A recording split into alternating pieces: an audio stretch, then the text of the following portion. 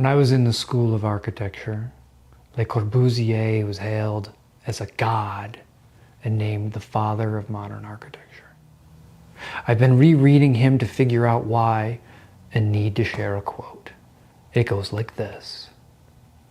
Architecture's duty is a revision of the elements of a house. We must create the mass production spirit, the spirit of constructing mass production houses, the spirit of living in mass production houses. If we eliminate from our hearts and minds all dead concepts in regard to the house, we shall arrive at the house machine, the mass production house. Le Corbusier believed the ubiquitous sterility of mass-produced housing was utopia. And his vision was a compelling one because a century later we now all live in homes made of mass-produced parts. Dimensional lumber and drywall, flat-pack furniture, and garish contractor-grade light fixtures. Thankfully, a new epoch has begun. There currently exists a new spirit, one where we will cut away the poorly conceived cancer of mass production. Let us start with the stick-built and dry-walled closets we all have. Why? Because that mindlessly recreated space, penciled in across the nation by reverent architects on autopilot, doesn't work. A sagging closet rod under a too narrow shelf, all set behind a pair of hollow bifold doors that never seem to close right. This is what we get when we buy into the dystopia that is Corbusier's mass production house machine. Built because they're cheap, not because they're good. We deserve better. Thankfully, we have more functional designs to choose from. We can build from higher quality materials. The ultimate problem, though, is that these house machine closets are built into the very fabric of our homes. Cut them away and we need to seamlessly patch the pebbled drywall of the ceiling and slot in new planks of hardwood flooring. Difficult tasks, both. Building cabinet carcasses, though, that is a simple task. A repetitive one, too. We use power tools to cut plywood into simple rectilinear geometries. We edge band the fronts to mask the undesirable look of the plies. We route in a simple rabbet for a back panel, screwing and gluing all the pieces together so that they're square. High-end jointery, this is not. In a pinch, you could make quality cabinet carcasses with a jigsaw and a straight edge. You don't even need a drill, just a hand twist screwdriver and a little extra time. Build it on the floor or an expensive workbench, it doesn't matter. Though, if you have a robust sense of poetic justice, build them on a pair of sawhorses crafted from the discarded 2x4s of the closet you just gutted. On the other end of the spectrum, we could cut all the parts with a CNC router. Now, that's outside the realm of most DIY renovations, and I don't have one, but I do have access to Ikea and their wide range of knockdown boxes. Their prices, however, will shock you. Now, to make a fair comparison between Ikea and custom, you need to know what I'm building. Our closet will be just over 12 feet long by just under 8 feet tall. It will be made of 5 floor-to-ceiling cabinets, each 29.5 inches wide, sitting on a 4-inch toe kick with a crown molding to the ceiling. Madeline's wardrobe is more expansive than mine, so she gets to lay claim to 3 cabinets. I'll take the remaining 2. Now, one of the most important functions of any closet is the ability to hang both long pieces of apparel and short ones. so I've designed individual cabinets to do just that. Putting the closet rod at a convenient height affords space for drawers beneath, necessary storage for folded clothing, and space for seasonal storage above. Function determines form, and what I've designed is a well-vetted form historically. Basically, each one of the cabinets I've designed is the same as a freestanding armoire, only built in. As for cost, the built-in bifold closet we just tore out, the cost and materials to rebuild it comes to just under $600.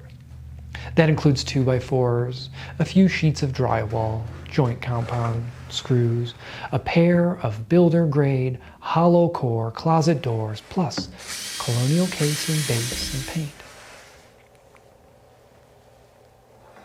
Ikea.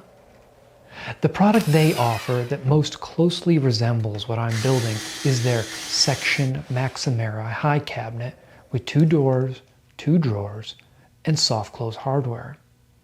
Dressed out in their Tisdorp brown walnut effect, look, that's plastic wood grain. Those are being sold $753 per cabinet. Note that some assembly is always required and there's no handles or drawer pulls. Math says I'd need to pay $3,765 plus tax for the 5 particle board cabinets required for our custom closet. And we all know that particle board will break behind the hinges, requiring yearly cobbled fixes and affording frustratingly wonky door reveals. It's all part of IKEA's charm, yeah? The custom cabinets I'm building, total cost came to $3,888.74, about $120 more than IKEA. My accounting includes every screw, solid walnut crown molding, top of the line Bloom soft close hardware, plus all the material to do 6 very special bespoke details. Let's work on the first of those details. Here, I'm repetitively laboring away on parts that will eventually become drawer boxes for the project. There's 9 drawers total, so making them is, much like the cabinet carcasses, another simple, repetitive task, easily automated and more productively done by industrialized tooling. If this were a freestanding furniture piece, one that was intended to be handed down generation after generation, I would lovingly craft dovetailed drawer boxes made of hand-planed hardwood. But it's not. Much like the stick-built closet I just tore out, these cabinets will soon be a seamless part of the functional infrastructure of the house. They can't and won't be removed and moved if life forces us to relocate. That means they need to be made of a material durable enough to last the life of the house and need to be joined at the corners in a way that is as strong as an interlocking dovetail, but completed in a more workmanlike, efficient manner. My preference is to machine a series of matched 1/4-inch rabbets and dados into the ends of the drawer box piece. Not only does this increase surface area for glue, but the components interlock at the corners much like the dovetail. Utilitarian though these drawers may be, that doesn't mean they shouldn't bring joy by being attractive. So here I've stolen an idea from the vast hordes of furniture flippers on social media and have chosen to line the bottom. The wonderful part of this little detail is that you can use this same strategy to enhance any bland workmanlike drawer you currently have in your own house. The only advantage to lining a drawer during assembly versus adding it after is that every edge in mine is neatly tucked into the plowed groove housing the bottom panel. Protected from curling up and being torn away, the lining should last as long as the drawer box itself. It's a simple little detail, but it brings life and joy each and every time I open the drawer to get dressed. Let's return to Corbusier. Corbusier wrote towards an architecture in 1923 at the very end of the Second Industrial Revolution.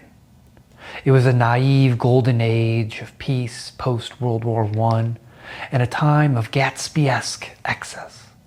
The Bessemer process and later refinements mean good, high-quality steel is readily available and cheap for the first time in human history. Colossal ocean liners steam across the Atlantic. Commercial airliners ply the skies. This a mere 20 years after Orville and Wilbur Wright's first flight at Kitty Hawk. Corbusier must think there is no end to progress, not when human ingenuity is coupled with the factory and Henry Ford's assembly line. What Corbusier doesn't see, however, are the downsides. The looming Great Depression, the Second World War, stagflation, Robert Moses or Mulholland. He doesn't see the skills of artisans and craftsmen degraded and lost as an entire generation forgoes apprenticeships for higher paying but ultimately low-skilled factory work. Or, if he does see these things, he is happy to sacrifice them to the gods of modernity and progress. The aesthetics of all nations change as mass production replaces skill and craft. Gone are the delicately curved claws of Chippendale furniture. There's no one left to carve them, and they couldn't compete with assembly line woodwork anyway. Year by year, improvements in efficiency evolves eventually into Ikea and the flat-pack geometries of automation and efficiency, the capitalistic aesthetic. What we need is a foil to the ultra-efficient plastic wood grain found so frequently in the aesthetic of capitalism. To those ends, I chose plywood with soaring cathedral grain patterns. I then used razor blades and story sticks to precisely mill that plywood so that the grain of each door and drawer matches its neighbor. Those types of design details are antithetical to mass production, where whatever comes out of the machine is what you'll get. You need to follow through with this detail, however. There's no point in spending time and effort grain matching doors and drawers if you're just going to slather them in a glossy candy coating of polyurethane or layers of catalyzed lacquer. The goal is to celebrate the building material, not to transform it into plastic. And so I'm experimenting on how best to seal and protect the wood, all without annihilating its very character. I start my experiment with Rubio Monocoat, a hard wax finish I've never used before. It's a syrupy mix, smells lovely, spreads easily, seeping into the pores of the walnut, imparting a depth and richness that, honestly, gets drowned by the more familiar modern top coats.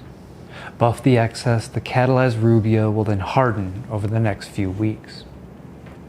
Not as protective as poly, nor as quick to cure as lacquer, the Rubio leaves a matte finish that when touched still feels pleasantly like wood. Allow me again to turn to Le Corbusier. Slowly, construction sites will adapt to industrialization. Mechanization in construction work will lead to the general acceptance of standard elements. Well, one of those standard elements in our contemporary mass-produced house machine is the light bulb. As it exists in the closet, this standard element is often nothing more than a naked bulb in a ceramic socket reached by a pull chain or lanyard. Rarely is it more. Often, it's even less. Corbusier again. To create a standard, you must satisfy economic criteria.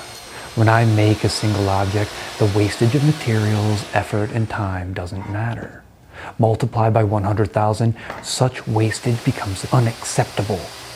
The law of economics is the key to all our actions. And so it is that the closet light bulb, that standard element for modern living, has more often than not been scrubbed away by the pink pearl eraser of economics and contractor profit. But what if their entire model of economics is wrong? What if the true cost isn't building materials or waste generation or labor in the construction process, but is instead the waste of energy over the span of an object's lifetime? A small on-demand LED strip in each closet is vastly more efficient than turning on some boomer bright light in the center of the room. Even more abstractly, what if the true cost of an object is the attention it demands from us and the focus we must turn to it? It seems insignificant to open the closet, decide it's too dark, then walk 5 steps to the switch controlling the light. But we live in an age of increasingly banal micro decisions. Each one drains us, each one shapes us. Good design eliminates the fatigue of micro decisions. Good design is effortlessly efficient. It eliminates chores. I'd like to be a good designer. And so it is that I've crafted a walnut valance with a hidden switch. It flicks on a strip of efficient 12-volt LEDs, but only when you open the right side door of each little armoire. Opening the left door does nothing. This is intentional, so when I wake up early, I still have access to all my stuff without waking the woman I love with searingly bright overhead lights or those dainty little LED strips. Building those valances with their integrated 12-volt lighting would have been impossible without foresight.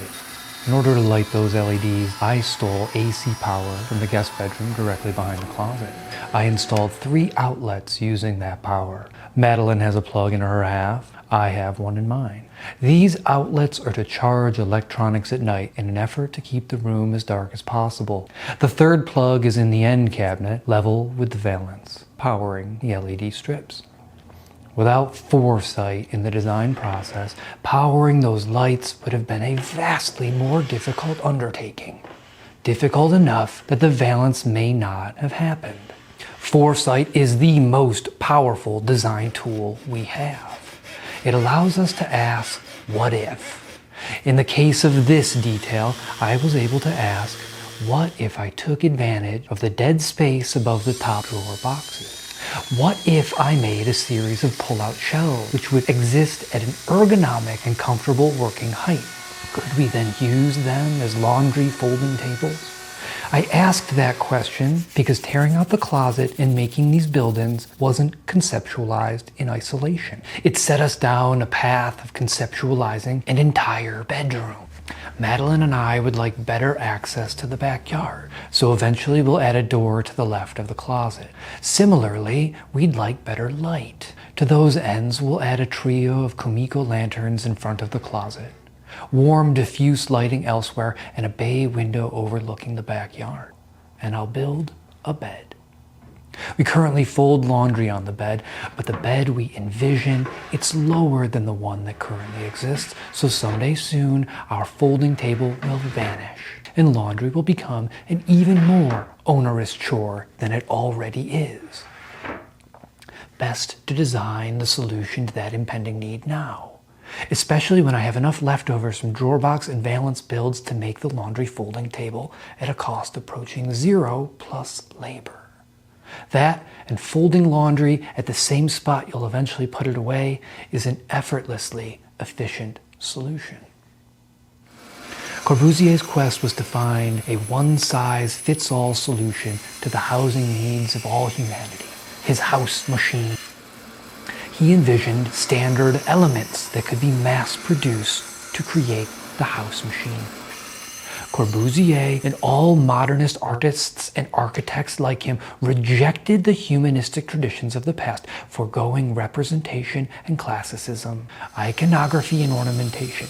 In their place, the modernists saw the near-perfect output of a machine as a new ideal that could give rise to a new aesthetic. They saw perfection in the perpendicular edges and parallel planes of machine-made volumes. They worshipped the sphere, not the imperfect, imperceptibly egg-shaped sphere carved by craftspeople of the past, but instead a sphere machined to tolerances so exacting as to compete with the divine. I don't blame Corbusier or the modernists. Mass production was inevitable with the invention of the machines of factory-based efficiency. The geometric perfection they were so astounded by has been indispensable for human progress. The humble ballpoint pen requires a near-perfect tungsten sphere at its tip, mass-produced so efficiently as to make that marvel ubiquitous and disposable. Less banal, Zeiss has created a mirror so flat it will be to be magnified to planet size. The imperfections on its surface would appear no larger than the grain of sand. Mirrors like these are necessary for the nanometer-wide ultraviolet lithography necessary for crafting today's most powerful processors. That perfection is indispensable for human progress.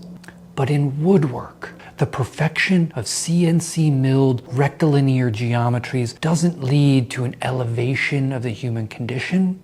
The outputs of the machine in woodwork don't imbue the human spirit with vitality, driving each successive generation to new heights unfathomable by those living in the past.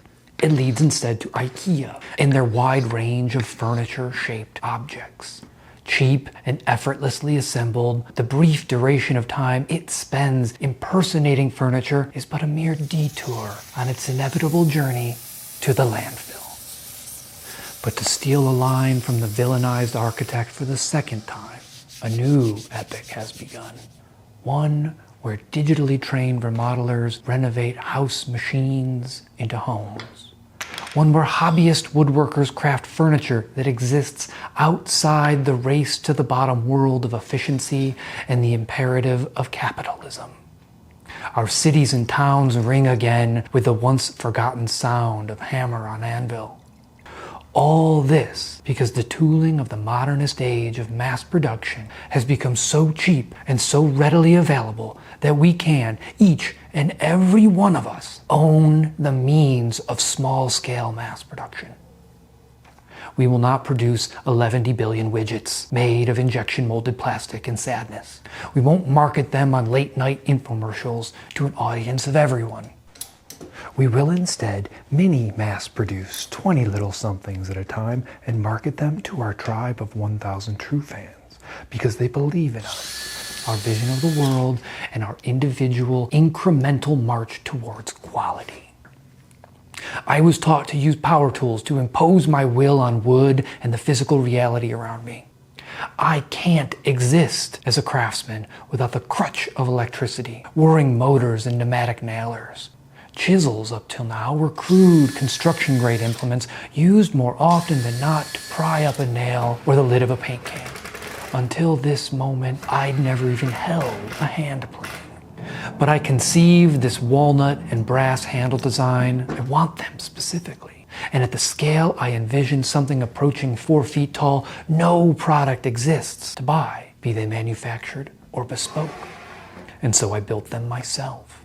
A truly custom touch, available never before and maybe never again. Realization dawns on me. There is an entire universe of woodworking that exists parallel to the table saw vernacular I know. There are skills, techniques, and tools our forefathers used day in, day out to create heirlooms and museum pieces. I want those skills. I want to create objects that will stand the test of time and be revered generations from now. To those ends, I'll shortly embark on an absurd journey. That journey starts with a carving axe and an adze. It will end with heirloom quality furniture, all crafted from tools of my own design. The layout tools, the bench planes, the joinery planes and saws, I will make each and every necessary tool, each derived from the next, each a descendant of this axe. Why? Why waste my time taking this road when I have a perfectly good workshop filled with perfectly good tools and could start building furniture now, today? It's because I believe that this form of experiential self-education is the most valuable education out there. Humanity learns by doing, by experimenting, failing, researching and dreaming up something better. I believe that I will develop skills and knowledge on this journey that differ greatly from the table saw vernacular. I think those skills will lead to a new aesthetic. one firmly grounded in the needs of our age and detailed with the skill of a craftsman, not a machine. Many of you will agree. Many of you have already stepped foot on this path or have walked it for years. If you disagree, believe power tools and mass production are the correct path, then subscribe and follow along, if only to watch me fail. Regardless, thank you for watching.